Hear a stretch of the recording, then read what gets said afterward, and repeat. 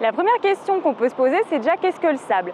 Le sable, c'est un produit de l'altération et de l'érosion des roches, mais aussi de la fragmentation d'éléments d'origine biologique comme du corail ou des coquillages. Pour les géologues, le sable, ce sont les grains dont la taille elle est comprise entre les siltes et les graviers.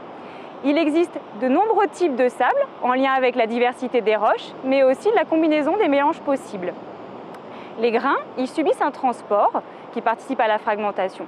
Et lorsque les conditions de ce transport elles sont plus suffisantes, les grains ils vont pouvoir se déposer, s'accumuler et former les dépôts de sable. C'est donc un processus long qui peut prendre plusieurs milliers à millions d'années. Il paraît qu'il y a autant de grains de sable sur la planète Terre que d'étoiles dans l'univers. Et on estime à environ 120 millions de milliards de mètres cubes les ressources en sable. Pour donner une idée, ça équivaut à recouvrir la surface de la planète Terre d'une épaisseur homogène de sable d'environ 150 mètres. On va trouver du sable aussi bien à terre qu'en mer, notamment sur les plateaux continentaux, qui sont le prolongement en mer des continents. Quand le niveau marin baisse, une partie du plateau continental est émergée, des rivières vont le parcourir, transporter et déposer du sable.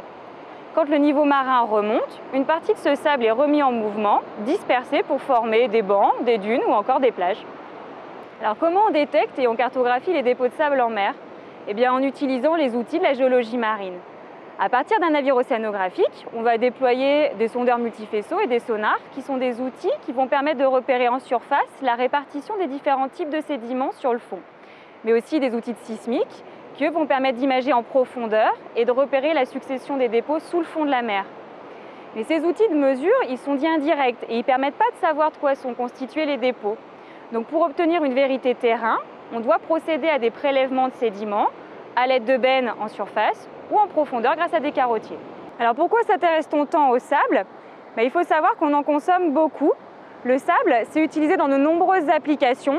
On peut citer par exemple la construction, le sable étant l'un des principaux constituants des bétons, mais aussi pour le rechargement de plages et la lutte contre l'érosion du littoral, ou encore quand on souhaite gagner du terrain sur la mer.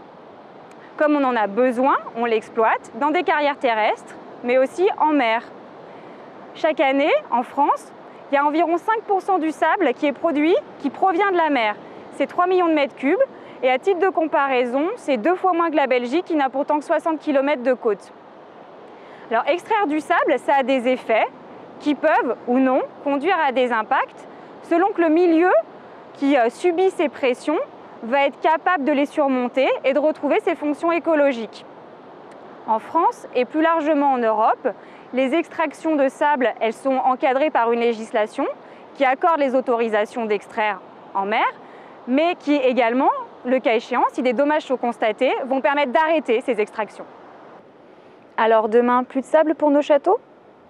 Dans la mesure où nous exploitons du sable, que tous les sables ne sont pas utilisables et qu'il faut du temps pour constituer des dépôts, que tous les pays ne sont pas dotés d'un cadre législatif pour gérer les ressources, des pénuries peuvent ou pourront survenir, de la nécessité de chercher à réduire notre consommation.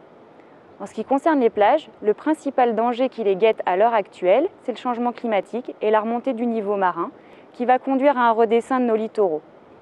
Mais si à une échelle globale, nous arrivons à mettre en place une utilisation raisonnée des sables, associée à des mesures de gestion, de suivi et de contrôle stricts, en intégrant cette exploitation dans une démarche respectueuse des écosystèmes et de la dynamique des environnements, alors il y a peu de chances pour que demain, il n'existe plus le moindre tas de sable pour y bâtir nos châteaux.